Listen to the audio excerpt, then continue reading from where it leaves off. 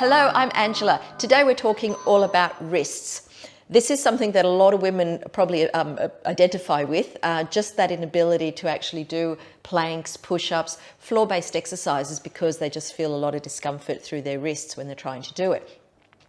And quite often it's because of things such as just not having the range of movement. Like to get on the floor, we almost need to be able to create a 90-degree angle with our wrist, and that can be quite uncomfortable. I'll show you something around how to get around that in a moment. But often it is just, perhaps arthritis, having issues further up in the forearm, the elbow, or even into the shoulder. And in which case it's a good idea to actually see a physiotherapist to try and actually get on top of that so that it doesn't stop you from being able to progress with having that mobility and that ability to do those exercises.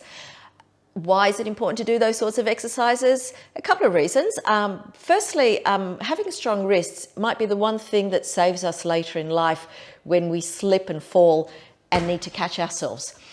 If we were to break a hip, that can really change your life forever in terms of your mobility and your independence. So having a strong wrist and a strong upper body is really going to help you from a balance and being able to manage an unfortunate situation like that. But also, often, as in our modern lives, we start to have a bit of a forward hunch, and building that strength in the back, which involves sort of doing that sort of pulling exercise like a push-up, is actually going to really help us to actually maintain a good posture as well, which then stops other sort of posture-related issues and injuries as well. So lots of good reasons to do it.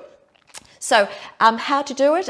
Look, what we're going to do is I'm going to show you, if you do have a bit of limited mobility and you can't actually get to that sort of position, a couple of things to keep in mind. If you've got a very soft, cushy mat, that can actually be working against you because most of your weight will be in your wrist rather than your fingers, and it'll actually push the wrists lower than the fingers, making it quite uncomfortable. One way to get around that is to have a small towel that you can actually just roll up really tightly, and when you're actually setting yourself up on a mat, to actually make sure that your fingers are lower than your wrists, because that way it does tend to refer the weight right through the whole hand rather than the wrist having to handle that. Another way to do that is to actually take your mat and just roll it right up, and then when you're doing your exercises, having the wrists higher than the fingers if you're caught out and you don't have a towel. Another way to actually start doing this is what I'm going to show you. The first couple of things is try doing it against a kitchen bench, a wall, kitchen bench, then down further into a chair. And then as you start to get more and more mobility, you'll find it a lot easier to get into those sorts of exercises. So let me show you a first drill. So whether you need a towel or not, setting yourself up so that you're on all fours, on your knees, on your wrists. Check that those wrists, whenever you're doing these sorts of exercises, like a plank, make sure your wrists are right under your shoulder, not out in that sort of position.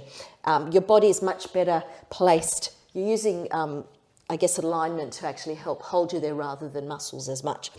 So holding yourself in that position, so you're feeling quite stable here. The other thing too is just make sure that your two main fingers, are pointing straight ahead, rather than twisted out to the side. So it's a lot safer for the wrist if you've just got good alignment rather than trying to, rotate it in a funny angle there. So setting yourself up in this position. And from here, what we're going to do is slowly push ourselves back and then forward. And this is just a nice little drill you can do. And when you find that you get to that point of discomfort, just hold it a little bit, move back a bit. And just keep working on this. And you'll find over a few weeks that you'll just find it getting easier and easier to do that. Okay. Number 2, set yourself up so, again, your wrists are right below your shoulders, knees are right underneath your hips. And from here we're going to do a bird dog exercise, which some of you may be familiar with, where you actually try to lift one leg off the floor. And assuming that's all okay, see if you can lift the opposite arm up at the same time. So you're starting to put a bit more weight on one wrist. You don't need to hold it for long. Bring it back down again. Be careful about where you put the wrists back down on the mat. And then trying the other side. And just slowly start building this up, going from side to side. So you're really starting to just gently put a bit more weight in each wrist as you're doing this, but you're also giving it a break as well. Okay, so that's that. Okay, number 3, we've already done a little bit. You're sort of setting yourself up for a plank here. Now, make sure you've got those core muscles switched on, so you're pulling that belly button up towards your spine. And from here, start moving those knees further back and back. So you're more or less getting yourself into a plank position on your knees. Again, making sure that the shoulders are not coming back, they're staying in that position. And you will feel your core is starting to work a lot harder here as well, but also your wrists are starting to take a bit more weight too. And then from there, it's a progression to bring yourself up into doing it on your knees. Off your knees. Just make sure when you're doing this that you're not letting those hips sag.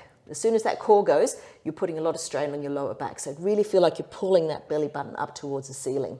Okay, so that's 3 exercises. And assuming you can actually get to that point, and you're still, I'm saying a few weeks to get to this point as well. Another nice drill of actually teaching you to spend more time on your wrists is to go from a plank position to a down dog position. So you're pushing those heels right back and then forward into a plank. And then just keep alternating that sort of move, just going backwards and forwards a few times. You find it's quite a nice shoulder and core workout as well, but the wrists are actually really spending a lot of time there in movement. Okay, so that's a few exercises that you can actually work on over a few weeks, just to try and build that strength over time.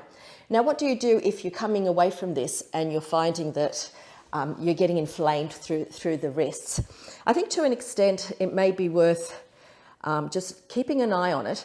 If you do find that the inflammation does die down after a little while, then I think you just need to, wear it for now, and you'll find that it may get better with time and time.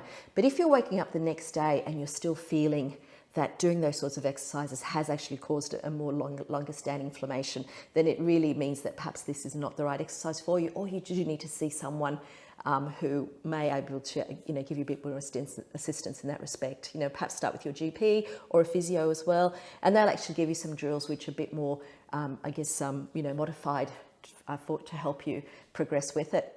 Let me know how you go with this and whether it does make it easier for you over a few weeks' time to actually start putting a bit more weight comfortably into your wrists. If you do know someone who would benefit from this, please share the video with them, and I'll see you next time. Thank you.